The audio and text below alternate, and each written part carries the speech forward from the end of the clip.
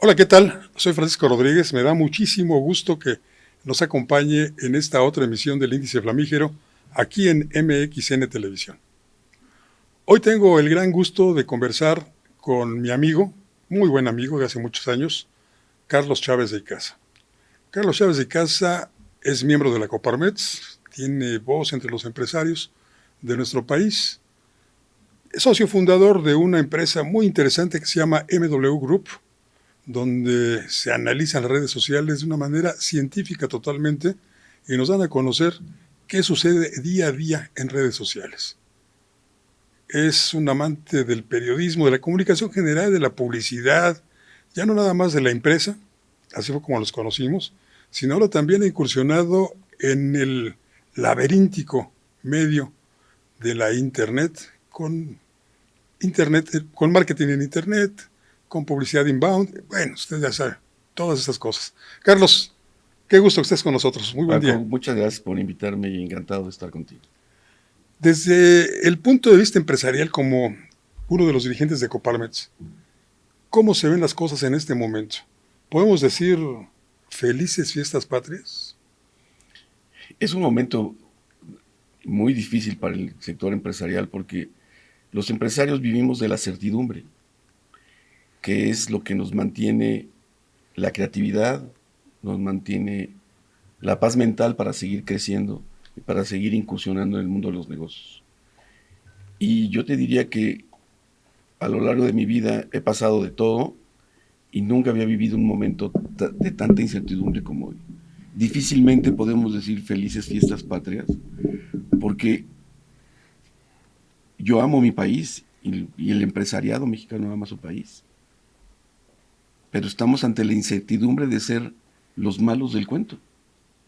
Entonces, hoy nos... ¿Que no, ya lo son? En el cuento que nos platican cada mañana en Palacio Nacional, no son los empresarios, los periodistas, un buen sector de la sociedad, los malos de la película, y el pueblo bueno y sabio es el que lleva la parte bondadosa de este film.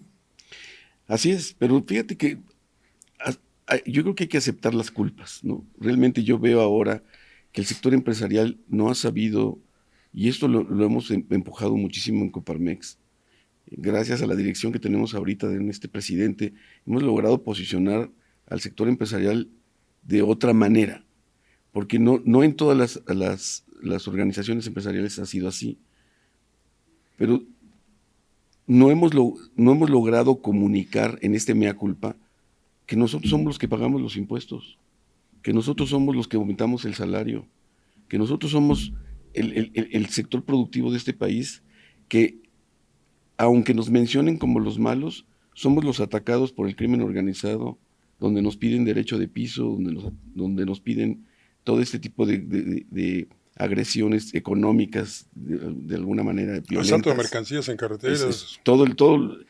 ya es imposible transitar, no importa. Yo no sé, Paco, tú y yo hemos hablado muchas veces sobre la violencia, pero asaltos a plena luz del día en la carretera de Querétaro, digo, Cuernavaca, etcétera, no se daba y lo estamos viviendo. El tema de la logística ha sido complicadísimo. Y por el otro lado, pues ahora el gobierno que quiere marcar con espada flamígera del- de la declaración de impuestos como penalmente expuesto a un empresario que por omisión o incluso por intentar jugar con la manera en que se pagan los impuestos, ver la forma en que puedo obten- obtener la mejor posición en la negociación, te consideran penalmente responsable Y al bote. y al bote. Entonces, pues eso lo único que me llama llama es a la extorsión. Ayer veíamos a nuestro presidente arengando de que muera la corrupción. ¿Cuándo? ¿Cuándo va a morir? Porque hoy está más viva que nunca. Entonces yo no veo en qué momento murió como para arengarla o en qué momento vamos a dejar de sufrirla. Está, y hoy son cada día más fuertes las palabras de Peña Nieto que me causaron mucha gracia en su sexenio cuando decía que la corrupción era inherente al carácter del mexicano. Que era parte de nuestra cultura. Era parte de nuestra cultura. Pues, pues así estamos. Y lamentablemente me preocupa mucho el momento en donde estamos, porque no se ve que esto tenga una solución pronta. Y yo creo que nos falta ver todavía muchas escenas de este tipo. Hay enojo, hay frustración, hay miedo. Ojalá hubiera el mismo enojo que el miedo que hay, porque entonces estaríamos en un balance, donde me voy a defender y voy a sacar la casta por lo que yo quiero, y quiero para mi país, y quiero para mi empresa, y quiero para mis colaboradores. ¿Es mayor el miedo que el enojo? En este momento yo creo que sí, porque el miedo paraliza, y yo veo un sector empresarial muy paralizado. El enojo no te paraliza, el enojo... Hay grupos pequeños que salen a las calles a protestar, ¿no? A Venezuela le tomó 20 años salir a protestar contra el régimen. Nosotros estamos siendo constantemente bombardeados entre los buenos y los malos. Entonces, el sector empresarial hoy es de los malos. ¿Por qué? O sea, porque ese pueblo bueno y sabio recibe un salario del sector empresarial. Pero habrá que también, en ese tenor de autocrítica que has mencionado, Carlos, el salario se mantuvo congelado durante mucho tiempo con un pretexto que nadie creía, que si se incrementaban los salarios mínimos, Claro, sí, sí. los salarios mínimos, que si se incrementaban estos salarios, la inflación se iba a desatar. Entonces, durante lo que llama Andrés Manuel López Obrador el periodo neoliberal, este fue una especie de anzuelo para atraer, para pescar inversión extranjera. Vayan a México, ahí los trabajadores están esclavizados. No hubo quienes dentro del sector patronal dijeran, oiga, esto antes que beneficiarnos nos está perjudicando. Pues mira, es muy difícil visualizar esos tiempos y acepto la mea culpa de que mantener los salarios bajos para vender mano de obra barata, pues nos trajo al gobierno que tenemos actualmente. Esa es una realidad.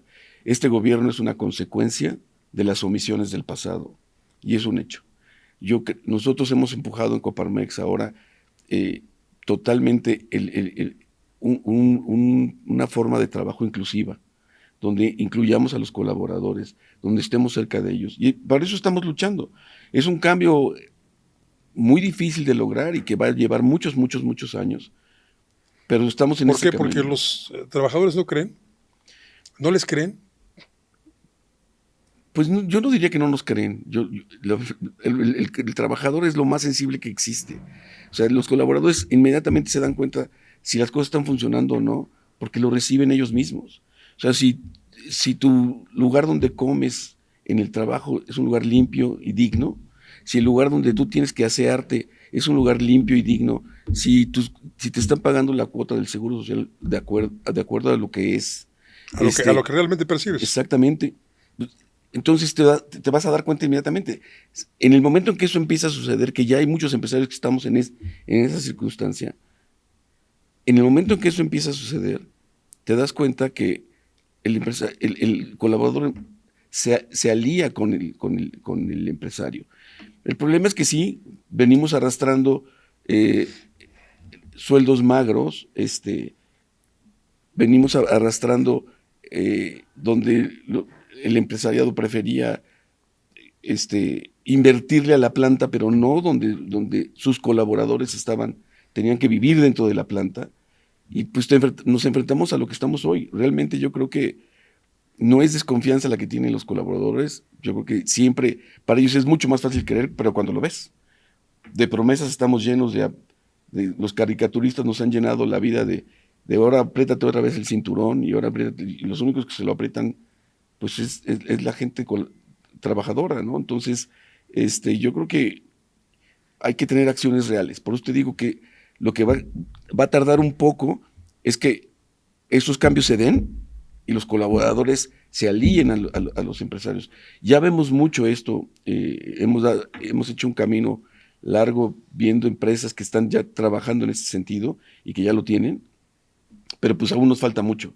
y los cambios se tienen que dar en las nuevas generaciones, ¿no?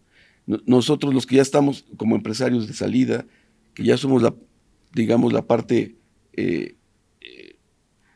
con mucha juventud acumulada, vamos de salida, pero le tenemos que decir a nuestros herederos y a nuestros colaboradores que se quedan dirigiendo estas empresas que hay que cambiar la cultura completamente. Y eso lleva tiempo. Y ahí es donde vamos a crear el coraje para defender.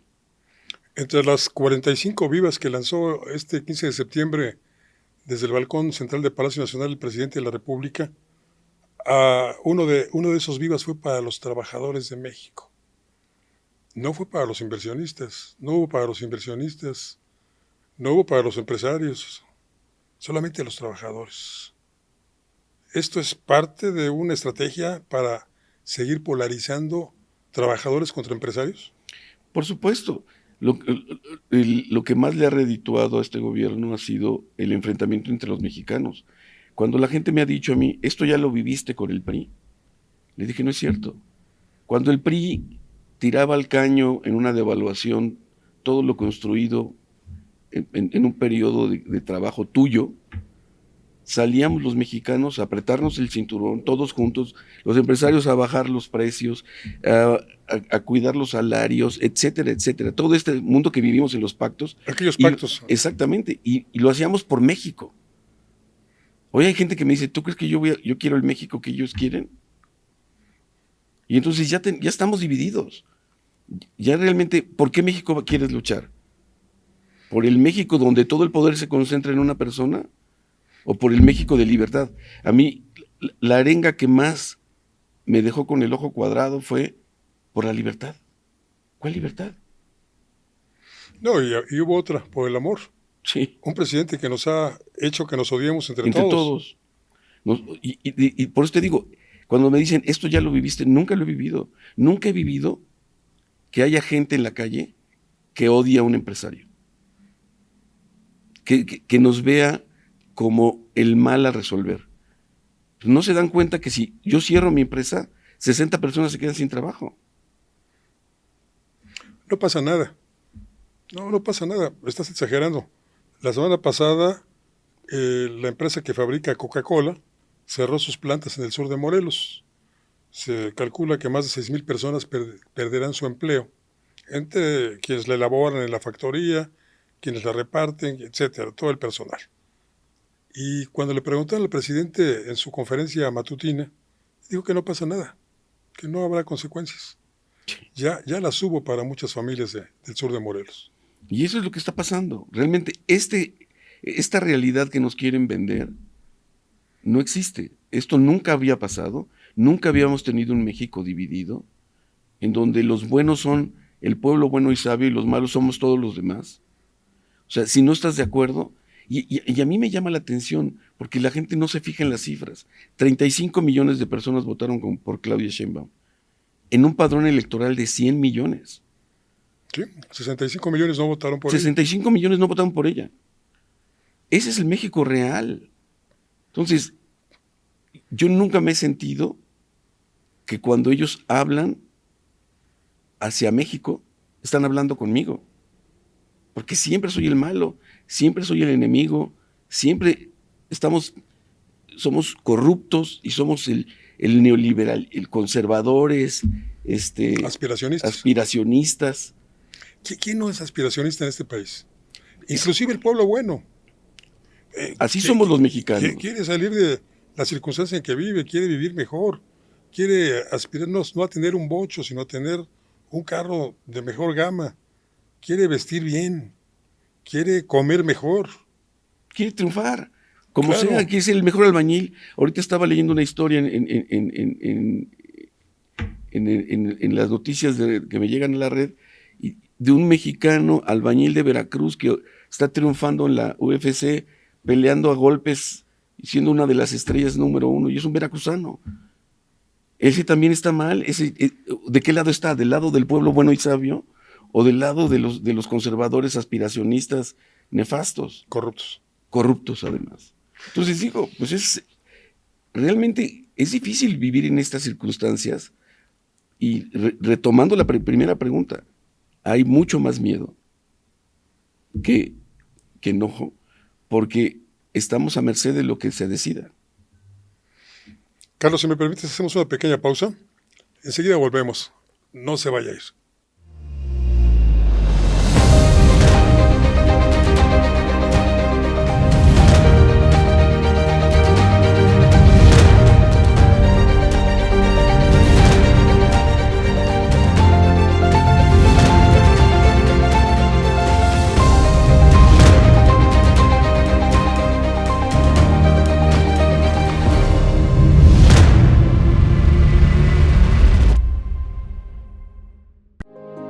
Las cosas que queremos, los proyectos que empiezan, las ilusiones concretadas necesitan una asesoría legal y una base concreta. Notaría 64. Respaldamos tus actos legalmente.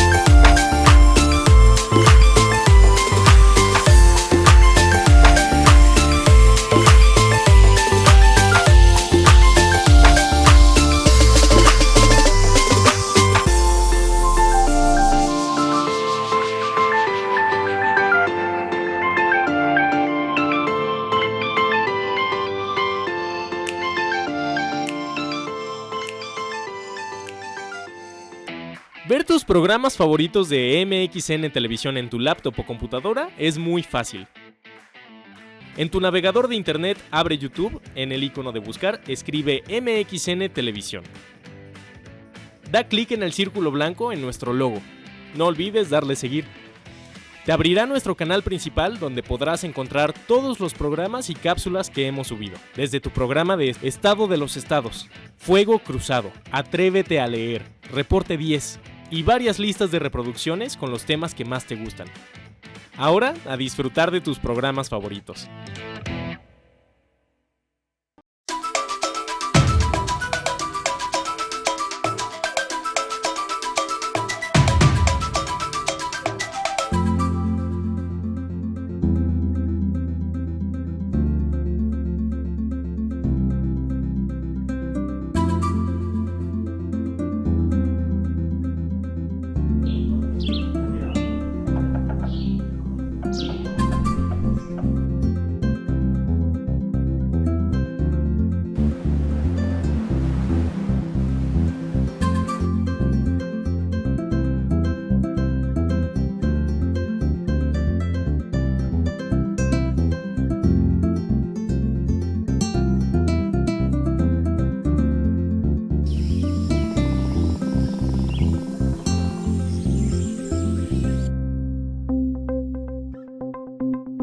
Quintana Roo vive.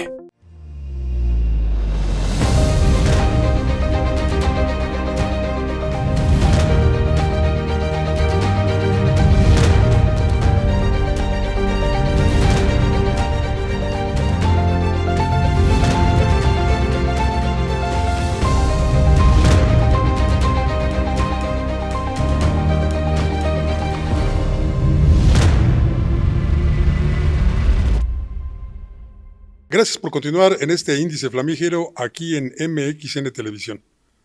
Platicamos esta ocasión con Carlos Chávez de Icaza, miembro de la Coparmex, dirigente, también empresario, emprendedor. Ha creado varias empresas y por fortuna le ha ido bien. ¿Por qué? Pues porque trabaja. Yo lo he visto trabajar desde las 7 de la mañana, ya anda en la calle, Y son las 11 de la noche y sigue mandando mensajes, que se te agradecen además. Gracias.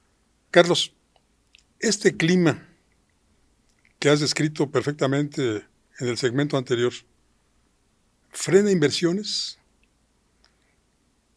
¿Ya no habrá empresarios que se atrevan a sacar de su bolsillo para crear una empresa, para poner una tiendita y contratar a 2 personas o a 3? ¿Ya no habrá aquel otro que quiera poner una gran fábrica y contratar a 600 trabajadores? Es que no está el clima para atraer inversiones. La gente, cuando tú inviertes, buscas certidumbre. Hoy no la tenemos. Es como cuando cualquier mexicano, inclusive alguien del pueblo bueno y sabio, vamos a poner, por ejemplo, alguien determinado que venda en un tianguis el producto de su trabajo de ese día, pues lo quiere meter a un banco que sea seguro, no a cualquier banco, porque quiere tener la certeza de que ese banco va a responder en caso de cualquier problema. Así pasa con cualquier otro inversionista. Quiere esa seguridad de que su dinero va a estar bien resguardado, que le va a rendir frutos y que además va a ayudar a que otras personas también tengan beneficios. Es el caso de cualquier empresario, desde el tianguista hasta el señor Carlos Slim, por ejemplo. Claro, mira, y hay muchas cosas que están sucediendo que no las dimensionamos porque suenan muy bien en la propaganda, en una mañanera, decir, vamos a quitar todos estos órganos alternos que nos causan graves problemas porque gastan mucho dinero. Pero para tener un tratado de libre comercio, tuvimos que poner órganos que fueran gestores de las transacciones y de los controles de lo que se estaba transaccionando en el Tratado de Libre Comercio. Bueno, para empezar, yo recuerdo antes de que se firmara en la época de Carlos Salinas el TLC, entonces se tuvo que crear una comisión de derechos humanos. Exactamente. Porque si no, no firmaban. Y estaban todas estas comisiones y todos estos organismos del INAI y del etcétera, etcétera, ni los quiero mencionar a todos para no omitir a ninguno, de alguna manera son porque le dan certidumbre al inversionista y a la gente que quiere invertir en México de que hay organismos donde se pueda dirimir y verificar ciertas cosas. No puede estar en el control solamente del gobierno, porque es lo mismo cuando tú haces una transacción con alguien. O sea, tú vas y firmas ante un notario tu acta constitutiva para que esté referenciado legalmente cuáles son tus responsabilidades dentro de la sociedad. Si lo hacemos a ese nivel, si tú le firmas a un compadre un pagaré que pues viene redactado cuáles son tus responsabilidades, cuándo se vence, cuáles son los intereses, pues necesitas certidumbre. Te estás respaldando tu firma en ese pagaré. Lo mismo que nos está pasando ahorita. Oye, y si no lo llego a cubrir, si no lo puedo pagar, y entonces me entablan una demanda y me llevan ante un juzgado, y en ese juzgado ya está alguien que es producto de esta deformación del Poder Judicial que acabamos de vivir. ¿Qué garantías tengo de que va a actuar en justicia ese personaje? Volvamos al odio. El odio que tiene hoy, que le han vendido al pueblo bueno y sabio, del cual van a surgir muchos de estos jueces, que el sector empresarial es el malo y el conservador y corrupto. Tú imagínate si yo llego a dirimir un problema con una persona que está surgiendo de este pueblo bueno y sabio, con esos rencores y esos odios, a dirimir un problema. ¿Qué garantía tengo yo de que su manera de pensar no afecte la toma de decisión sobre lo que yo estoy pidiendo que se juzgue? No la voy a tener. Y no hay manera que me convenzas que eso no pasa. Lo estamos viendo con la ministra Lenia Batres. O sea, a Lenia, el rencor y todos estos odios que tiene se le ven en cada toma de decisión y cada vez que toma el micrófono. Qué bueno que nada más ha tomado el micrófono, porque de acuerdo a informes de la propia Suprema Corte de Justicia, en sus relatorías sobre lo hecho por cada uno de los ministros, La señora no ha emitido una sola sentencia. Lleva ella casi un año, o ya, casi, sí, ya cumplió el año, ¿no? Sí. Y no ha trabajado. Pero anda en la grilla, anda en el mitin, y se ha confesado morenista. Entonces, la justicia está parcializada, lo que no sucedía antes.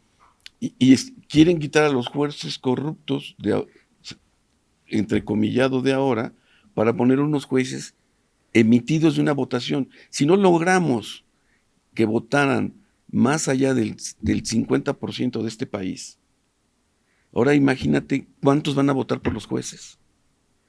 Van a ser elegidos por un grupúsculo de participantes. Ayer estaba yo oyendo a un consejero electoral que decía los imposibles de esta elección. O sea, bueno, ni hay presupuesto, ni los... No, sí hay presupuesto. Ya dijo el señor presidente, ya viene en la ley, que los fideicomisos de los trabajadores del Poder Judicial, que suman algo así como 17,000 millones de pesos, van a ser empleados para darles en la torre a los trabajadores del Poder Judicial. Maravilloso. Y estos recursos, pues son producto, me lo explicaban algunos miembros del Poder Judicial, de que tienen la concesión de las maquinitas que venden refrescos y golosinas en las instalaciones del Poder Judicial. Y las ganancias van a esos fideicomisos. Son aportaciones de los propios trabajadores para sus jubilaciones. Entonces le están robando el dinero constitucionalmente a los trabajadores del Poder Judicial. Es un asalto constitucional. Para suplantarlos por otros que no sabemos quiénes van a ser. Así es. Entonces, yo te diría que es un entorno totalmente que no se ve en dónde vamos a tener la capacidad de dirimir nuestras diferencias con este nuevo Poder Judicial. Porque van a salir emanados, muchos de ellos, de un grupo que odia al otro grupo. Y lo que tú buscas en un juez es la imparcialidad, que no dependa de él si le caes bien o le caes mal, o tiene un odio. Es como ir a un juicio de Nuremberg, ¿no? Donde pues te van a juzgar a priori. A priori. Ya sabes cuál va a ser la condena. Exacto. Entonces, ¿qué es lo que tenemos hoy los empresarios? Altísima incertidumbre y miedo. En general es miedo. Yo quisiera que hubiera enojo, pero tenemos más miedo que enojo. ¿Cómo transformarlo?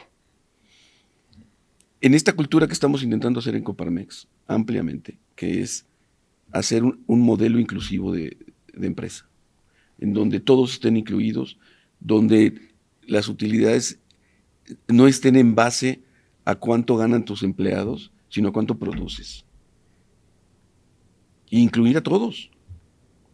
Y que, mira, en varias reuniones con empresarios de Coparmex te dicen, bueno, ¿y cómo lo hacemos? Le digo, es que es tan sencillo, no pienses que va a salir una nueva casta de empresarios que van a... No, a ver, ve a tu empresa. ¿Dónde se sientan cuando están en espera de su turno? ¿Dónde comen? Si tú puedes comer ahí, tú puedes ir al baño donde ellos van, donde ellos se asean. Tú puedes entender lo que es la logística de tener que estar 2 horas en un transporte público para llegar y tener la capacidad de decir, hay una cierta tolerancia para ciertas cosas. Cuando eso lo logres, ya lo hiciste. Ya hiciste algo verdaderamente trascendente en la vida de tus colaboradores. A partir de ahí, pues va a mejorar, como lo hemos dicho en Coparmex. Cuando logres esto, pues vas a mejorar su producción, vas a mejorar su sensibilidad hacia la empresa y hacia el empresario. Porque van a ser equipo. No un grupo de gente que se siente explotada. Y si esto se multiplica, cambia la cultura empresarial, pero también la cultura del trabajador. Claro, claro. O sea, hoy tú hablas con los trabajadores y sí están en desacuerdo con la manera de actuar de muchos de los empresarios. Pero ellos no están diciendo, yo no voy a ser aspiracionista. Yo quisiera ser ese güey. Yo Claro. quisiera ser el empresario que está ahí. Claro. Yo quisiera traer esa camioneta. Yo quisiera tener mi propia empresa. Yo quiero ser emprendedor. Y yo no, mira, No se conforma con un bocho, un par de zapatos y 2 pantalones. porque aparte tiene hijos. Y también quiere que sus hijos salgan del hoyo. Entonces no quiere tener a sus hijos básicamente en instituciones que no le garantizan que su hijo va a poder laborar adecuadamente y triunfar. Estamos preparando al mexicano del futuro, ahora que mencionas educación, de verdad con esta nueva escuela mexicana, como han dado a llamar a este modelo tan ideologizado de enseñanza pública, ¿de verdad estamos creando al mexicano que se necesita? Me da mucha pena por ellos porque no es así. No es así, y no importa lo que yo diga, evidentemente mucha gente sí lo cree, porque votó por ese proyecto, pero yo siempre digo, ya nos juzgará la historia, y la historia los va a juzgar. Este gobierno quería pasar a la historia, y va a pasar a la historia, eso es un hecho. Ahora vamos a ver, la historia te juzga, y te juzga muy duro. O sea, lo hemos vivido. ¿Cuántos presidentes llevamos, Paco? Conocemos este país, hemos estudiado la historia de este país. O sea, la historia te va a juzgar, y no como quieres. Te va a juzgar con la realidad de tus hechos. Entonces, cuando veas este grupo de niños con esta educación sin mucho futuro, o sea, no podemos evitar la globalización a menos que acabemos en tribus, que no va a pasar. O como Corea del Norte. Sí, encerrados adentro de nosotros mismos. Entonces, a ver si arengamos la libertad en el siguiente grito de la República. Sí, se han dicho muchas mentiras desde el balcón central de Palacio Nacional. Se han Sí. dicho muchas mentiras, y no ahora. Tiene muchas décadas que sucede lo mismo. Carlos, ha sido un placer platicar contigo. Muchísimas gracias, Lástima Paco. que el panorama que hemos platicado sea tan desalentador, pero espero que en una próxima ocasión volvamos a reunirnos frente a estas cámaras de MXN Televisión y estemos en un plan más optimista, no porque no queramos, sino porque las circunstancias así lo ameritan. Claro que sí. Carlos Chávez de Casa, gracias. Muchas gracias por la invitación. Y gracias a usted que nos acompañó. Soy Francisco Rodríguez y como siempre le deseo que tenga buenas gracias y muchos días.